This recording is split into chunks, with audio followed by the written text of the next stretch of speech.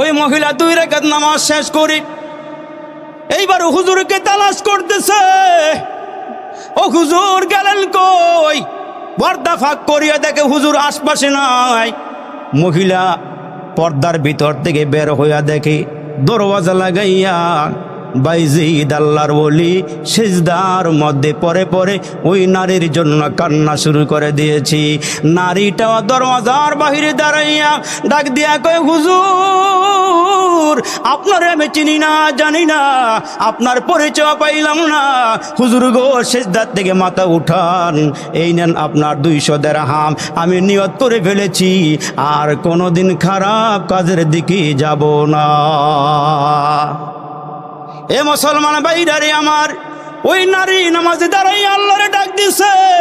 আমার আল্লাহ ডাক দিয়া কে, মানুষ তোমাদেরকে কত নিয়ামত খাওয়াইলাম, তোমাদেরকে সুন্দর পোশাক পরাইলাম, জমি দিলাম, ফসল দিলাম, কত খানা খাওয়াইলাম রে বান্দা। এই বান্দা ভালো করে শোনো, তুমি একটা ওয়াক্ত নামাজে আসলা না। মুয়াজ্জিন হাইয়া আলাস সালাহ হাইয়া আলাল ফালাহ, তোমাদেরকে কত টাকা ডাকলো, দৈনন্দিন 5 বার ডাক দিল, তুমি শুনলা না। হাসরের কঠিন ময়দানে যেদিন তুমি দাঁড়ায়া যাইবা, আল্লাহকে ডাকতে ডাকতে তোমার চোখের পানি শেষ হয়ে যাবে, তোমার চোখ দিয়া রক্ত বের হবে। ওই মুহূর্তে আল্লাহরে ডাক দিলে আল্লাহরে পাইবা না। এই জন্য মনের ভিতরে, দিলের ভিতরে আল্লাহর প্রেম ঢুকাও, নবীজির ভালোবাসা ঢুকাও, নবীর চরিত্র ঢুকাও।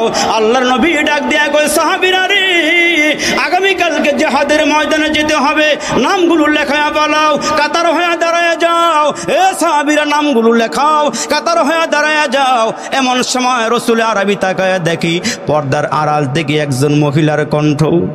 নারীটা ডাক দিয়া কয়, নবী গো, 2.5 মাসের একটা বাচ্চা নিয়ে আমি আপনার দরবারে হাজিরা দিয়েছি।